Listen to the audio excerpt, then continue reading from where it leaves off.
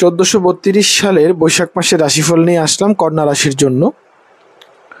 এটি কন্যা রাশির আগামী গত 15ই এপ্রিল থেকে আগামী 15ই মে পর্যন্ত সার্বিক কি কি কাজ করা যায় এবং করতে হবে বা কেমন সাবধানতা অবলম্বন করতে হবে এটা নিয়ে একটা সংক্ষিপ্ত গাইডলাইন। আশা করব কন্যা রাশির জাতক জাতিকারা ভিডিওটি দেখবেন এবং একটা সার্বিক গাইডলাইন হিসেবে এটিকে ফলো করবেন।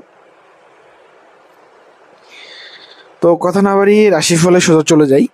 কন্যা রাশির স্বাস্থ্যের ক্ষেত্রে যে বিষয়টা দেখতে পাচ্ছি, স্বাস্থ্য ক্ষেত্রে কিন্তু কন্যাকে সাবধান হতে হবে। আমি যতটা বুঝতেছি কন্যা রাশির এখন স্বাস্থ্যক্ষেত্রে সাবধান হওয়ার সময়।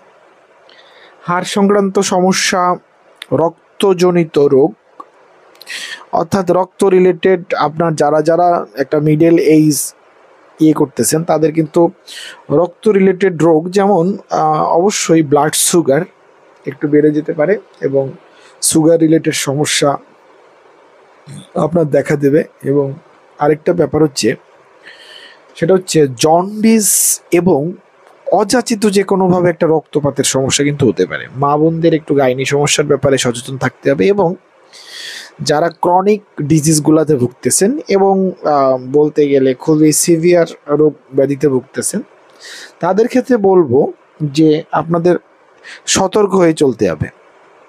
যারা হাত পা ভাঙা অবস্থায় আছেন তাদেরকে চলাফেরায় আরও সতর্ক হওয়ার কথা বলতেছি, কারণ অ্যাক্সিডেন্টের উপরে আরেকটা অ্যাক্সিডেন্টের সম্ভাবনা কিন্তু থেকে যাচ্ছে। অর্থক্ষেত্রের কথা বলতেছি, আপনার দ্বিতীয় পতি সপ্তমস্থ হয়ে আছে, তবে রাহুযুক্ত হয়ে বৃহস্পতির নক্ষত্রে আছে। আমি অর্থক্ষেত্রে শুভ ফল দেখতে পাচ্ছি। একই সঙ্গে অর্থক্ষেত্রে কিছু উটকো ঝামেলা আসাও দেখতেছি। ইনভেস্টমেন্ট শুভ, কিন্তু ইনভেস্টমেন্টটা বাজে লোকের মাধ্যমে স্পয়েল হয়ে যাওয়ার সম্ভাবনাও দেখতেছি। এবং সবচেয়ে বড় যেটা দেখতেছি, দৈব দুর্বিপাকের একটা সম্ভাবনা অর্থক্ষেত্রে হইতে পারে কন্যা রাশির জন্য। এই জন্য কন্যা রাশির জাতক জাতিকাদেরকে বলবো যে আপনাদের একটু সাবধান হতে হবে। বেসিক্যালি কোন জায়গাটা আপনাদেরকে সাবধান হইতে হবে সেটা হচ্ছে অর্থ বিনিয়োগের ক্ষেত্রে। এই জন্য অর্থের জায়গাটা একটা মিশ্র ফলাফল আপনাদের যাবে। চাকুরি নিয়ে যদি কথা বলি, চাকুরি ভাবটা আপনার ক্ষেত্রে সম্ভাবনার একটা জায়গাতে যাবে। এবং সবচেয়ে যে বিষয়টা সেটা হচ্ছে যে একটু বাড়ি থেকে ডিস্টেন্টে যারা চাকরি করেন তাদের ক্ষেত্রে কিন্তু চাকরির ফলে আস্তে আস্তে শুভত্ব বাড়বে। অফিস এনভায়রনমেন্ট ভালো, তবে উচ্চতর ব্যক্তিবর্গের দ্বারা আপনি রোষানলে পড়তে পারেন যদি আপনি সঠিক পরিশ্রমটা না করেন।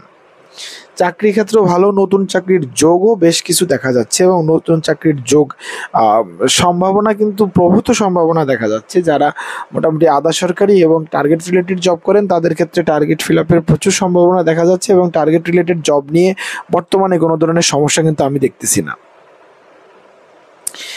আরেকটা বিষয় হচ্ছে ব্যবসার ক্ষেত্রে বলবো ব্যবসার জন্য সতর্ক থাকেন। সতর্কতা থাকাটা কি, বাণিজ্যের তরি ডুবে গেলে মানুষের যে সিচুয়েশন হয় এরকম সিচুয়েশন কন্যার কিছু কিছু ব্যবসায়ী কিন্তু অনুভব করতে পারেন।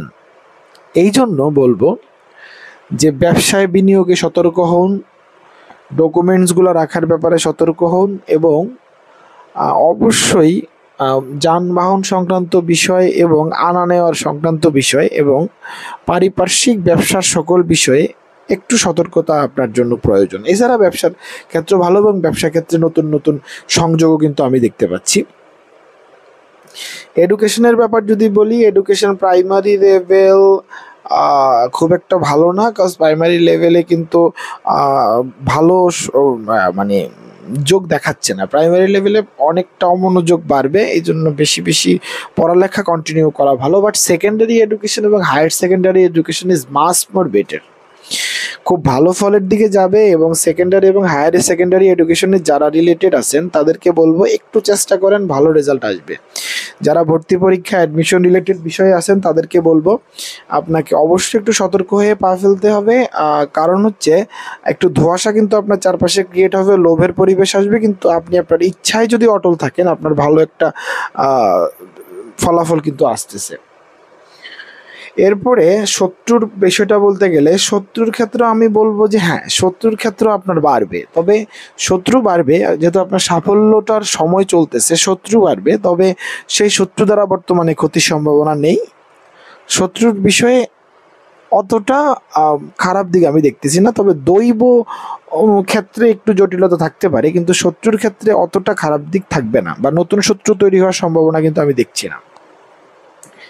দাম্পত্য এবং সন্তান বিষয়ে খুবই মানে মানে শুভত্ব আমি দেখতেছি। দাম্পত্য বিশেষত নতুন সন্তানের যোগ খুবই ভালো, সন্তানের ক্ষেত্রে সাকসেস আসবে, এবং দাম্পত্যের ক্ষেত্রে দাম্পত্য কলহাদি এসব বিষয়ের ক্ষেত্রে অনেকটা কমে যাবে।